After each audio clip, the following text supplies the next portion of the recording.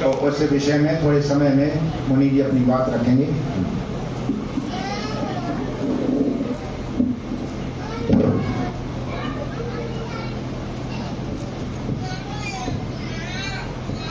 हमारे सब परिचित लोग कहते हैं कि आपने बहुत कठिन नाम रख लिया, बोलने में नहीं आता है।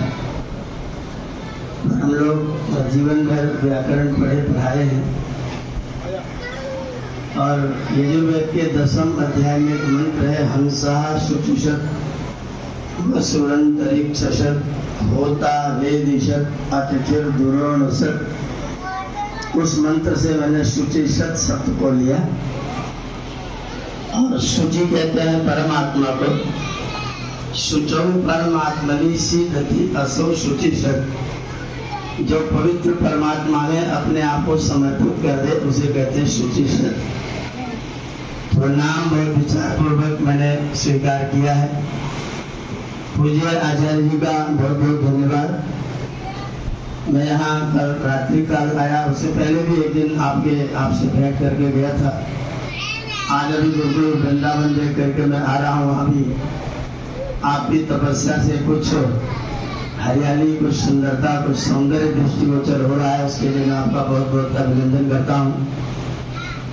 आज हम यहाँ पर जितने लोग बैठे हैं, निश्चित तौर पर हम महर्षि दयानंद सरस्वती से अनुप्राणित हैं, प्रेरित हैं। महर्षि दयानंद ने इस स्थिति में हमको लाने के लिए 17 बार विश्वपान किया। उनके जीवन के 200 वर्ष व्यतीत हो रहे हैं। आचार्य जी पूरे देश में अभी तक महर्षि दयानंद की प्रेरणा के अनुसार, उनके बनाए पाठ्यक्रम के अनुसार पूरे भारतवर्ष में एक भी विद्या का केंद्र नहीं है। एक भी विद्यालय ऐसा नहीं है जिसमें स्वामी दयानंद का पाठ्यक्रम पूरी तरह से लागू हो।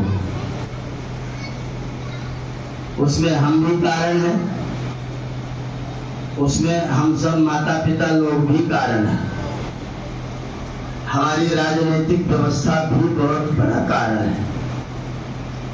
अभी जब आदरणीय उदयवीर जी भजन गा रहे थे, माता पिता को वृद्धाश्रम में भेजने की बात, तो मेरे मन में प्रश्न पैदा हो रहा था कि क्या माता पिता को वृद्धाश्रम भेजने में सारी गलती बच्चों की ही है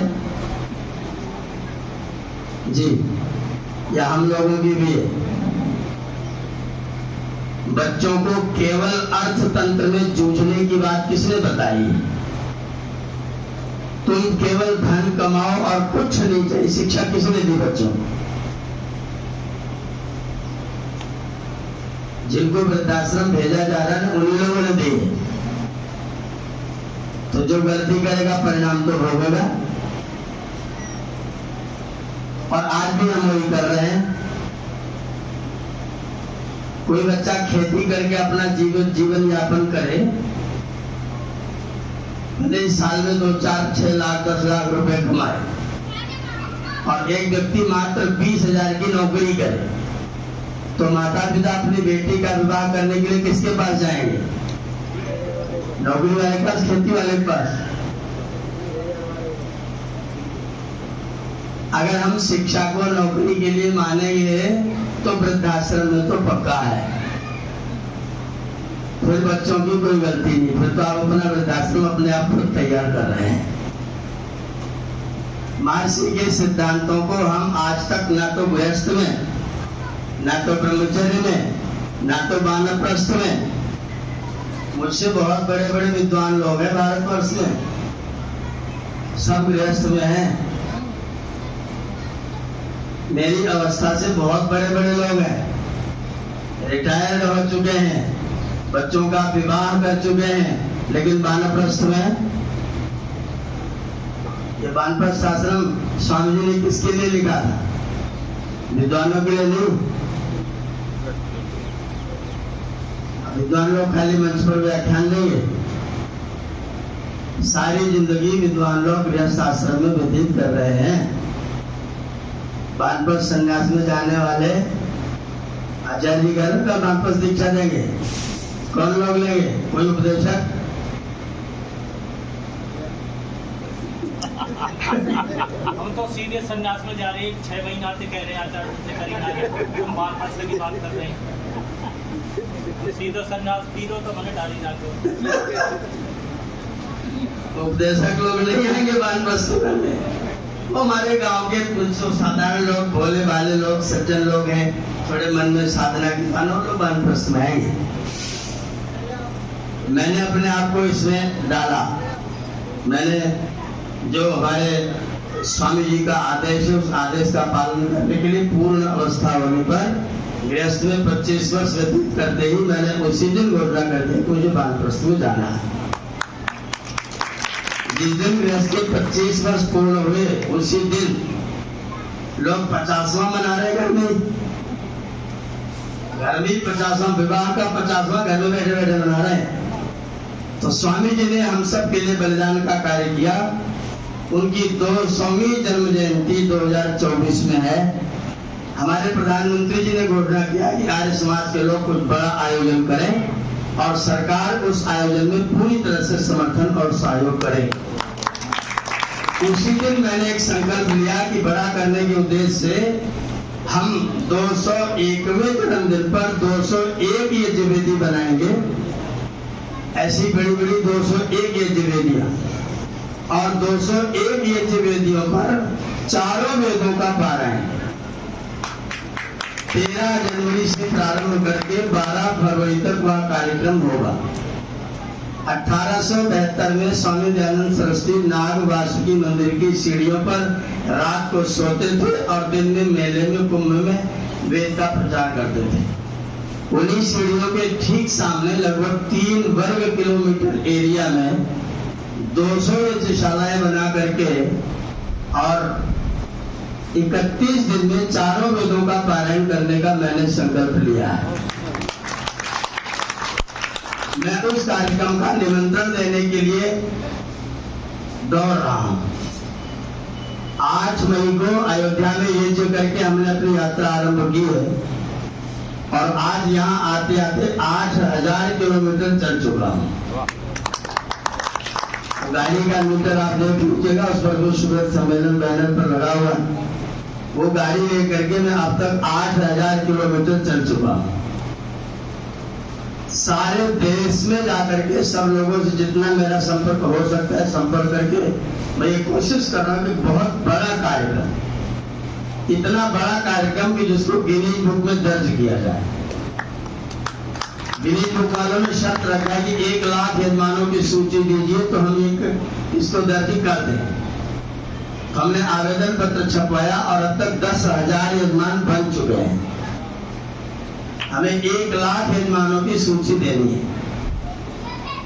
न्यूनतम एक यजमान अगर 2100 रुपए का सहयोग कर दे और 1 लाख यजमान हो जाए तो पूरी सूची विश्व वेद सम्मेलन की सीधा सीधा गिनीज बुक में दर्ज होने के लायक हो जाए। आवेदन पत्र है, सब चीज है। मैंने पूज्याचार्य से बातचीत किया था। आपने कहा कि आप हमारे कार्यक्रम में आइएगा, वहां पर बहुत सारे लोग होंगे, आप अपनी बात रखिएगा। मैं एक ही निवेदन, मुझे लोगों ने कहा कि बहुत बड़े उद्योगपतियों से बहुत सारा धन मांगो। मैंने कहा बिल्कुल नहीं मांगेंगे, हम मांगेंगे ही नहीं किसी से। हम सबको सदस्य बनाएंगे। सीधा कार्यक्रम की आयोजन समिति के सदस्य बनकर के न्यूनतम 2100 की मात्र 2100 रुपए की सहायता एक जिले के 500 व्यक्ति करें। एक जिले से 500 व्यक्ति 2100 रुपए, 200 जिले मिलकर के 200 वेदियों की जिम्मेदारी ले लें और बहुत बड़ा विशाल विश्व वेद सम्मेलन का कार्यक्रम हम लोग संपन्न कर सकें। 500 कुंटल घी एक वेदी पर, आप लोग तो कर रहे हैं, बताने की जरूरत नहीं है। एक वेदी पर चारों वेदों का पारायण करने में 2.5 कुंटल घी खर्च होता है। मैंने खुद यजमान बन के 3 बार चतुर्वेद पारायण यज्ञ किया है। एक वेदी पर चारों वेदों का 2.5 कुंटल, तो 201 वेदियों पर 500 कुंटल घी और एक वेदी पर लगभग 7 कुंटल सामग्री लगती है, तो 1500 कुंटल सामग्री। एक वेदी पर 10 कुंटल संविधा में चारों वेदों का पारायण होता है, 200 वेदियों पर 2000 कुंटल संविधा और लगभग 2 लाख लोगों के भोजन आदि की व्यवस्था, उनके रहने का प्रबंध। वो सारा प्रयागराज में 13 जनवरी से 12 फरवरी तक मैं इस कार्यक्रम को संपन्न करने के लिए पूरी तरह से संकल्पित हूँ। अब तक हजारों लोगों से मिल चुका हूँ। 10,000 सदस्य स्वीकृत किए जा चुके हैं। आपसे निवेदन है कि मथुरा जिले की वेदी आचार्य जी के निर्देशन में आप सब लोग स्वीकार करें और 500 सदस्य मात्र 2100, या तो 21,000 देने वाले मात्र 50 सदस्य, या तो 33,300 रुपए देने वाले मात्र 31 सदस्य। एक जिले की पूरी वेदी स्वीकृत हो जाएगी और एक जिला एक वेदी का पूरा अधिकार अपने हाथ में ले ले। फिर चाहे जितने लोग यज्ञ करने के लिए वहां पर आए, हम सबकी व्यवस्था करने के लिए उद्यत होंगे, तत्पर होंगे। मुझे ये निमंत्रण मैं आपको देने के लिए आज यहाँ पर उपस्थित हुआ हूँ आप सबके बीच में। पूज्य आचार्य जी ने समय दिया, आपका बहुत बहुत धन्यवाद। आप लोगों से निवेदन है कि आचार्य जी के निर्देशानुसार जैसा ये कहें, जैसी व्यवस्था बनाए, उसके अनुसार उस यज्ञ को पूर्ण करने में आप सब लोग सहयोगी यजमान के रूप में अवश्य उपस्थित हो। आप सबका बहुत बहुत धन्यवाद हो।